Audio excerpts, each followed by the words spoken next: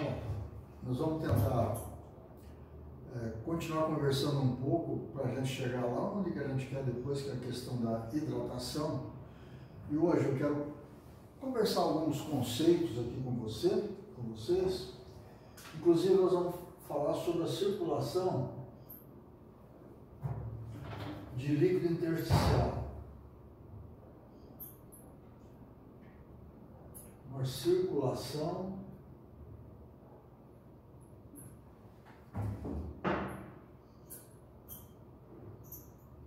de líquido tecidual.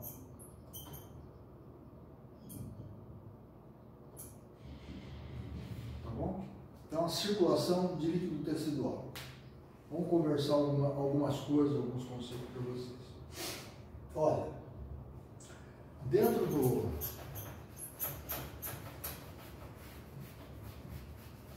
Eu já falei para vocês que a gente vai dividir, nós dividimos em dois grandes compartimentos a questão da água, né? Então nós temos a água que está no compartimento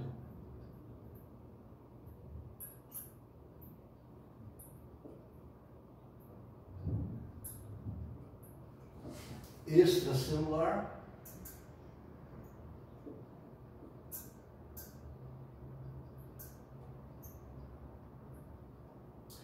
e num compartimento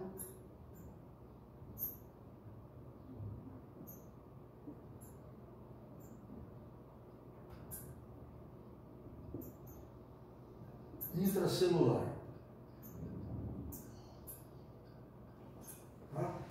Esse compartimento extracelular, eu vou dividir ele em intravascular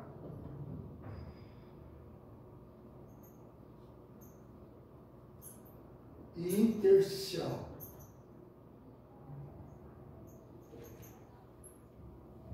Esse intersticial é o que nós comentamos na aula anterior, que tem aquele gel de mucopolissacarídeos ou de proteoglucanos que a gente fala, formando aquele gel, formando aquela espuma, tá bem? Então isso aqui, de uma maneira geral, seria os três compartimentos que eu tenho, tá? Eu tenho então o extracelular e o intracelular, que é a grande divisão. E depois o intravascular e o intersticial. Tá bem? Vamos lá.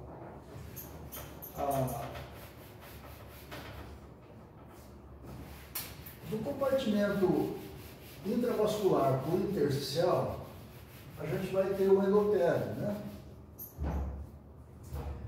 Entre o intravascular e esse intersticial que está aqui, porque as células estariam aqui, então aqui eu tenho um endotélio, olha, que vai separar esses dois compartimentos, que é o intravascular e o intersticial. Os dois juntos vão fazer parte do extracelular. E o intracelular está aqui dentro, tá? Então, entre esses dois aqui, eu tenho um endotélio. Entre o intersticial e o celular, eu vou ter membrana celular, que é muito mais seletiva aqui, ó. Membrana celular, tá bom? Aqui no sangue, aqui dentro do sangue, aliás, o que é o sangue, né? O sangue, ele tem uma parte líquida e tem uma parte sólida, o sangue, né? Ele tem uma parte líquida, que seria o soro, né? E tem uma parte sólida, que são os elementos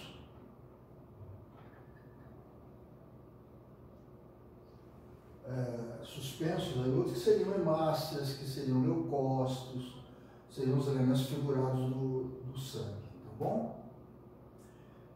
Então, o que vai nos interessar para essa questão do balanço hídrico é a parte líquida, né? Que é o soro. Que ali o que é o soro? O soro, na verdade, ele tem o solvente, e o solvente para nós, no corpo humano, é água, né? Então, ele tem água e tem solutos ali dentro daquela água. O que ele tem? Ele vai ter os íons, né, os eletrólitos, então ele vai ter cálcio, potássio, magnésio, etc, etc. E vai ter umas partículas maiores ali que nós chamamos de colóides, que são as proteínas, tá bem? E a proteína básica, quando eu falo em proteína sanguínea, basicamente eu tenho a albumina, que é a principal proteína que eu tenho, tá bom? Então, vamos lá.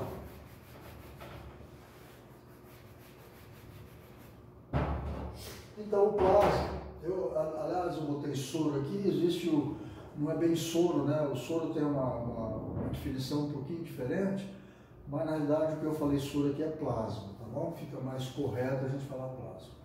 Então, no plasma, tá? Eu tenho uma solução, que eu chamo de cristalóide,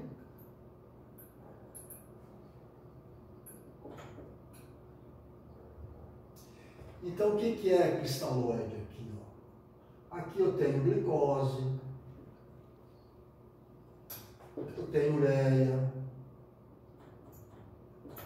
creatinina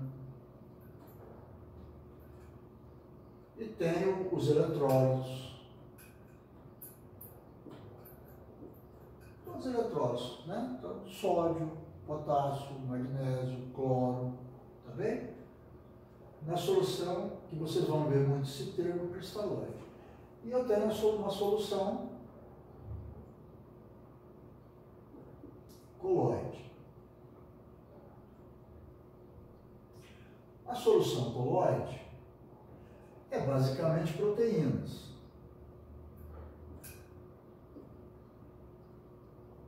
E principalmente a albumina.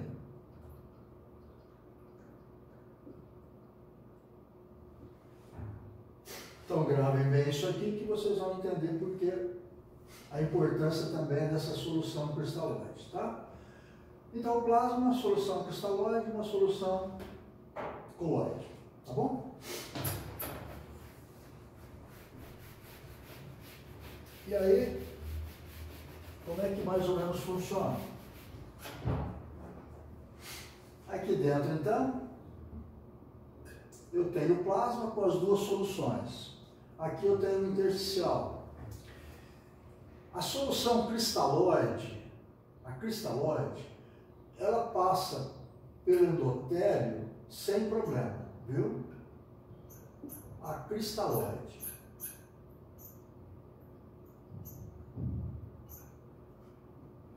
Então essa água, com esses outros elementos aí, que é glicose, ureia, sódio, potássio, que é a solução cristalóide, ela passa do intravascular para o intersticial sem problema nenhum. Ela atravessa aqui, que eu tenho aqui o endotélio, né?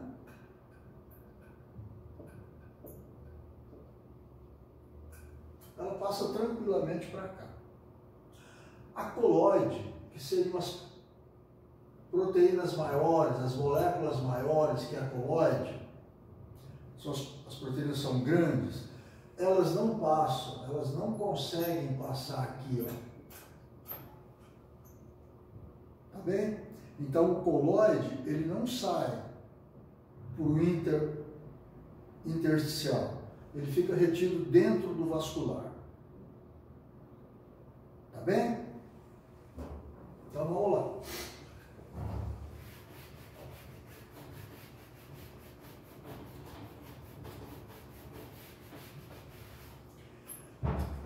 O movimento da água dentro desses compartimentos aí, o movimento vai se dar por pressão osmótica.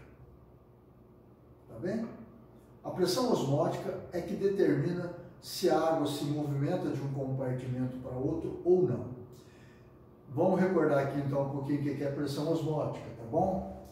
Então, se eu tiver aqui uma membrana, tá?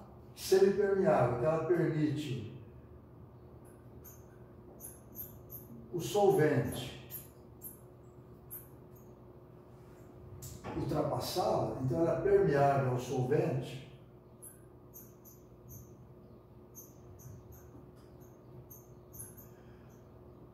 mas ela é impermeável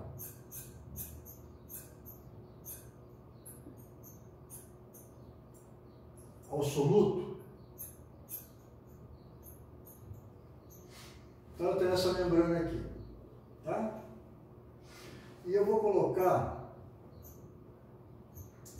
duas soluções de cada lado dessa membrana. Vamos colocar mesmo uma solução com água, que é o nosso solvente humano, orgânico, né? Então aqui eu vou encher de água, tá? E vou colocar umas moléculas de glicose, tá? Então vamos supor que desse lado aqui, eu coloco aqui, olha, umas... Vou fazer preto. Isso daqui fica melhor. Eu vou colocar aqui 8 moléculas, né? Ficou aqui 4, 2, 4, 6, 8 moléculas de glicose aqui nessa solução. Então eu tenho 8 moléculas aqui. E aqui eu vou botar 4. Aqui então são 4 moléculas, tá? Então são concentrações diferentes, né? Essa solução aqui tem uma concentração, essa outra aqui tem outra concentração, tá bem? A questão da pressão osmótica, ela depende do número de moléculas que você possui naquela solução. Então, se aqui eu tenho mais moléculas, aqui vai exercer uma pressão osmótica maior, porque é o dobro de moléculas. E aí o que acontece? A água que está aqui, olha, nessa solução, a água vai passar para lá, ó.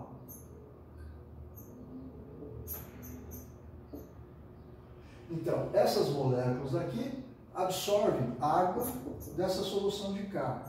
Porque elas têm mais moléculas, então tem mais pressão osmótica. Então, a pressão osmótica é dada pelo número de moléculas e essa passagem de água de um lado para o outro, que eu chamo de osmose.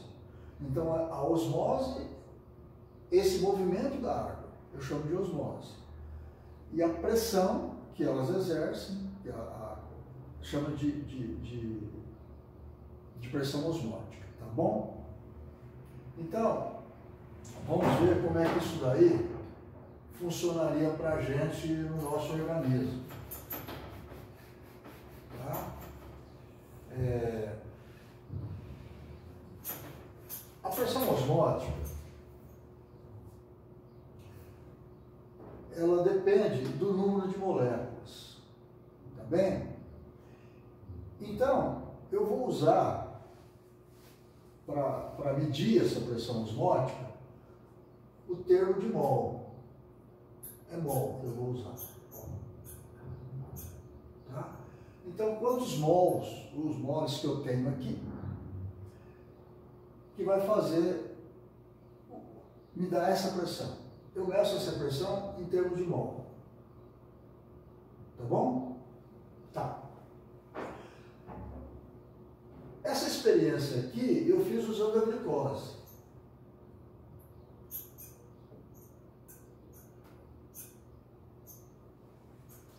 O que acontece com a glicose? Se eu pegar uma molécula de glicose, que tem lá carbono, tem hidrogênio, oxigênio, sei lá, se eu pegar essa molécula de glicose e colocar dentro da água, ela vai continuar sendo uma molécula de glicose.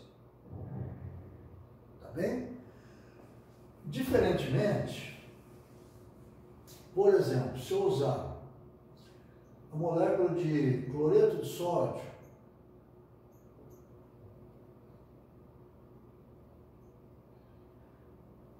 que seria o sal, né? Eu teria o cloro, o sódio com o cloro, formando uma molécula. Né? Cloreto de sódio é uma molécula. O problema é que o cloreto de sódio, ele entra na categoria de substâncias eletrolíticas, né? Que são substâncias divisíveis. Então, quando eu coloco esse cloreto de sódio dentro de uma solução aquosa, ele vai me liberar o íon sódio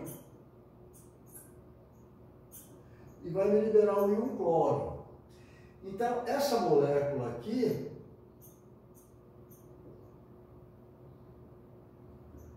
que era uma partícula única, quando eu coloco na água, ela se transforma em duas, né?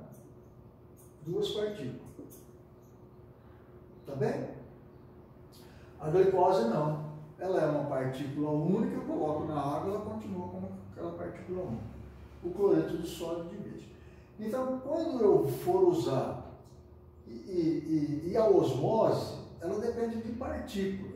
Não importa se ela seja uma molécula ou se ela seja um íon, tá? A pressão osmótica é exercida pela partícula, pelo número de partículas, tá? Então, quando eu trabalho com substâncias eletrolíticas, em vez de usar o mol, eu uso o osmol para medir a força dessa pressão osmótica. Como no organismo a gente trabalha com quantidades muito pequenas de eletrolitos, eu vou usar miliosmol.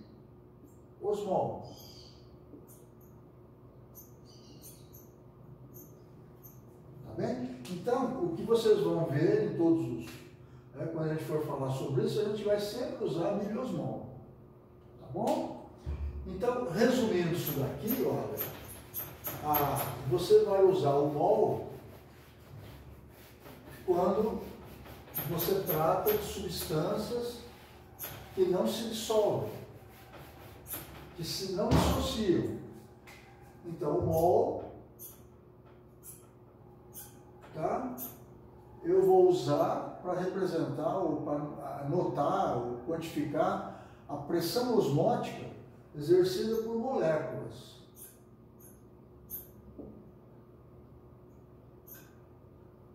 E não se dissociam, tá? E o miliosmol e o osmol, tá? E o miliosmol, consequentemente, eu vou usar basicamente para íons, né?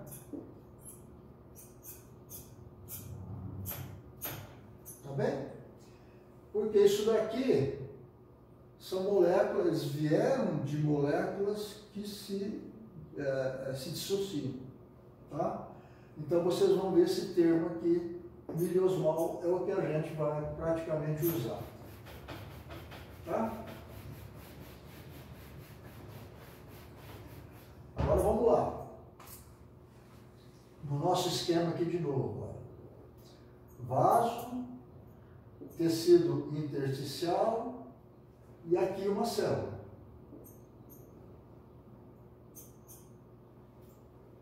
Tá bem? Essa questão da pressão osmótica, tá? E você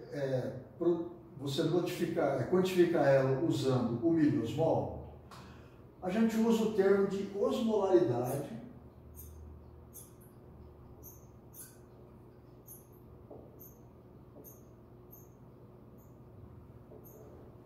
quando eu quero falar nesse equilíbrio de pressão osmótica. Eu tenho que ter um equilíbrio de pressão osmótica naquilo que está dentro da célula e naquilo que está fora da célula. Tem que estar equilibrado. E essa questão de equilíbrio osmótico é um dos mais rigorosos que a célula, que o organismo, na sua homeostase, ele vai preservar. Então, se eu tenho uma perda de quantidade de plasma, eu perdi plasma, eu tive vômito, diarreia, tive sangramento, eu perdi volume, que é outro parâmetro que o organismo procura controlar, né? Eu preciso manter o meu volume intravascular, consequentemente os outros também, mas eu preciso manter o meu volume intravascular em nível bom. Então, dentro da homeostase, o volume é uma grandeza que o organismo procura preservar. Mas ela preserva mais a pressão osmótica do que o volume. Se ela tiver que escolher entre preservar volume e preservar pressão osmótica, ela vai preservar a pressão osmótica. Tá bom? E o que seria a pressão osmótica? Olha, aqui dentro da célula, tá? Dentro da célula, eu vou ter íons, né? Tem partículas iônicas aqui, tá? E eu tenho partículas iônicas aqui dentro também, aqui fora, no intersticial. Isso aqui tem que estar equilibrado. Normalmente eu tenho aqui fora 300 miliosmols, mais ou menos,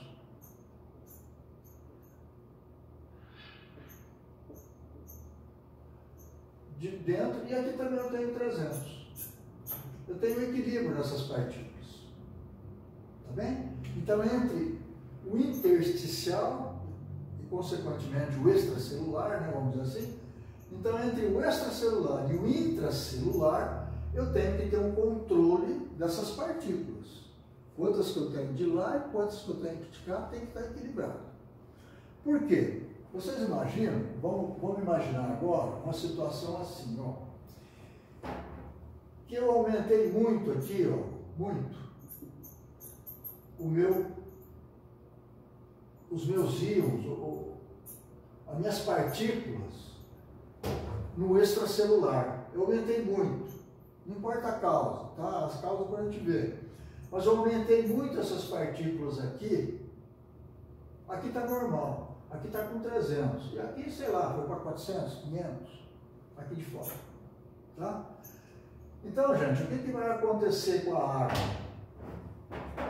Se eu aumentei muito essas partículas aqui, a água vai sair de dentro da célula e vai para o intersticial,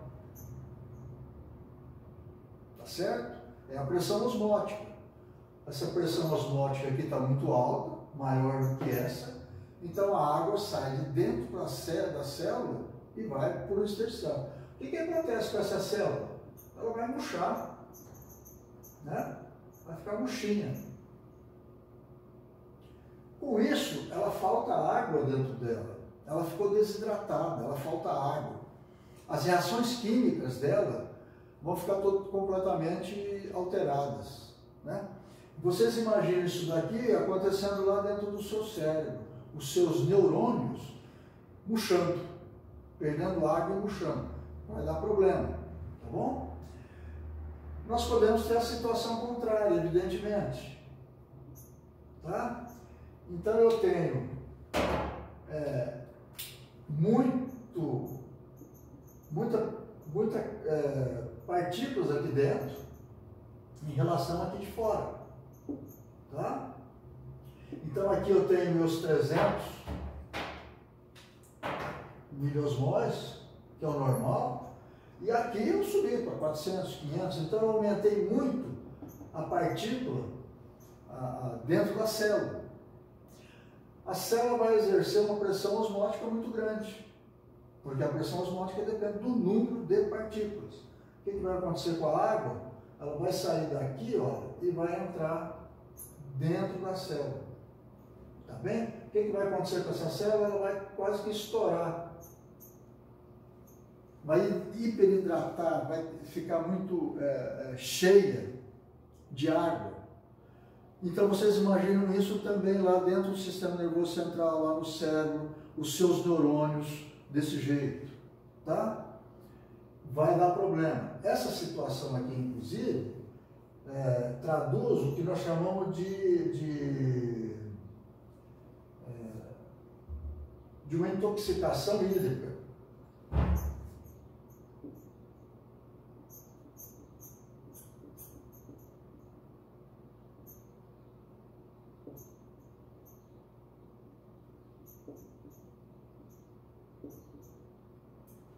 Uma intoxicação hídrica.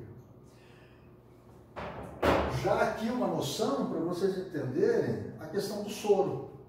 Então, o paciente interna, liga um soro. Mas soro, gente, é tratamento. Tudo bem, às vezes um paciente adulto, eu quero fazer várias injeções durante o dia nele, para não estar toda hora furando a veia, eu ligo um soro para manter a veia. Pinga um pouquinho ali, não vai dar problema nenhum. Mas isso daqui, intoxicação hídrica, ela é bastante frequente em criança, tá? E essa intoxicação hídrica pode levar à morte. Então você liga soro em excesso nessa criança, dependendo do tipo de soro que você vai estar usando. Se você usa muito soro, você vai levar a essa situação aqui, ó. Você dilui muito aqui, tem muita água aqui, e essa água vem para dentro da célula, vai entumecer, por isso chama intoxicação, é uma hiperidratação dessa célula, ela pode até se romper, e eu posso levar uma criança à morte, tá bom? Então isso daqui, para vocês entenderem a questão da pressão osmótica, da osmose, que é o movimento da água, do solvente, no caso, para lá e para cá, e vocês vão ter esse termo aqui, osmolaridade. Qual é a osmolaridade plasmática que eu posso dosar numa criança, num adulto, na urina, a osmolaridade da urina, para me fazer um controle de hidratação, tá bom? Bom, agora, acho que dá para a gente explicar para vocês, para vocês entenderam a questão da pressão osmótica. Então, a água no nosso organismo, quem vai controlar onde que ela fica é a pressão osmótica. A pressão osmótica depende de partículas, das partículas que estão dissolvidas na água. Então, essas partículas é que vão nos dar a pressão osmótica. E ela vai provocar o movimento da água, tá? Agora, então, vamos falar aqui que eu tinha falado no começo, que é a circulação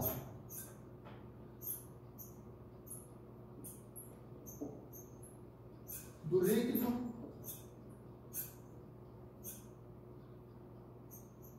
vou botar tecidual, né?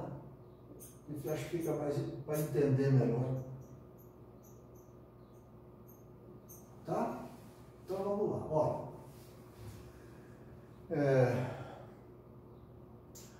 Nós vamos ter aqui um capilar arterial.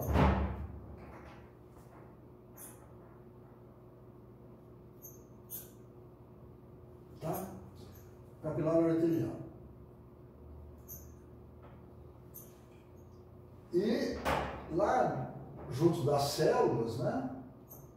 Porque o sangue, ele vai chegar até algumas células para entregar os nutrientes, tá? Depois que ele entrega, ele se transforma em venoso, tá? Então aqui eu tenho capilar venoso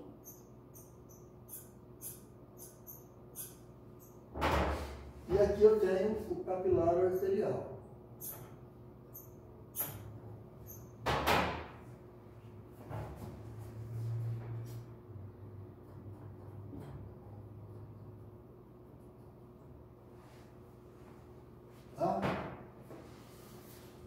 Então, vamos raciocinar aqui o seguinte, gente. Aqui nesse plasma que está chegando aqui, eu tenho a solução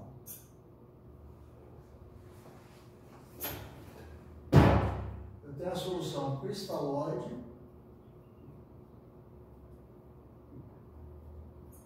e tenho a coloide. Aqui no plasma.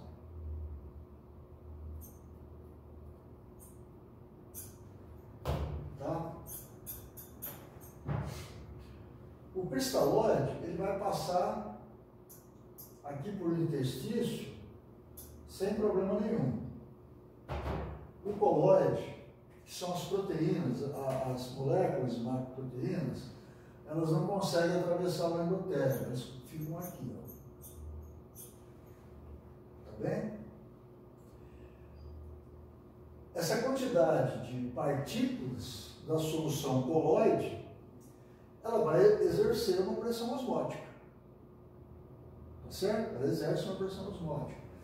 Uma pressão que eu chamo de pressão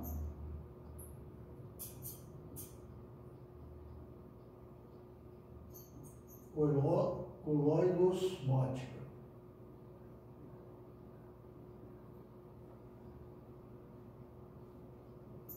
Então, qual que é a pressão? Por que eu tenho pressão aqui do colóide? Porque são partículas, são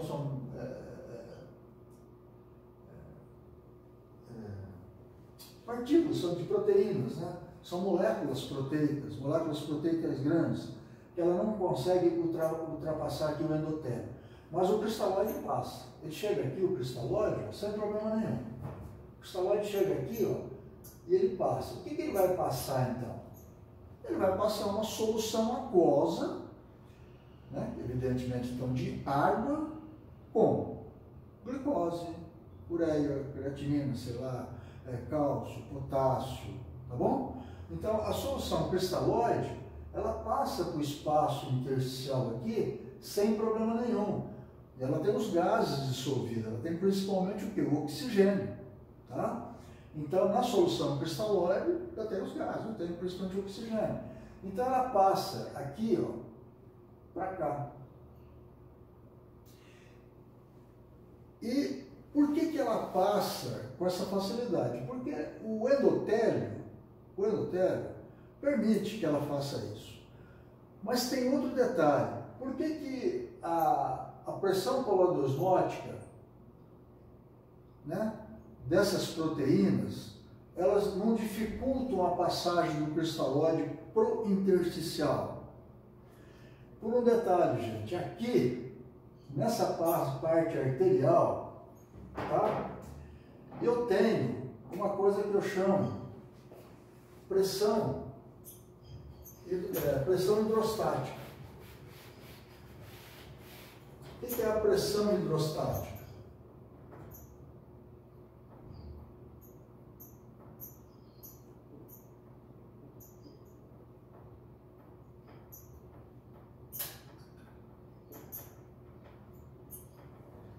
A pressão hidrostática